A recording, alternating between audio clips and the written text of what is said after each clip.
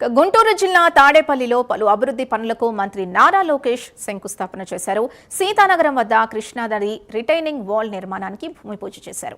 ఎన్నికల ముందు ఇచ్చిన హామీ మేరకు రిటైనింగ్ వాల్ నిర్మాణానికి శంకుస్థాపన చేశామన్నారు. 294 కోట్ల రూపాయలతో దీన్ని నిర్మిస్తున్నామని మంత్రి లోకేష్ అన్నారు. 15 లక్షల క్యూసెక్కులు వరద నీటిని తట్టుకునే విధంగా ఈ వాల్ ని నిర్మిస్తున్నామన్నారు. వచ్చే కృష్ణా పుష్కరాలు నాటికి రిటైనింగ్ వాల్ నిర్మాణం పూర్తి చేయాలని సంకల్పించామన్నారు. అనంతరం తాడేపల్లి పరిధిలో నులకపేటలో కమ్యూనిటీ హాల్ ని మంత్రి నారా లోకేష్ ప్రారంభించారు.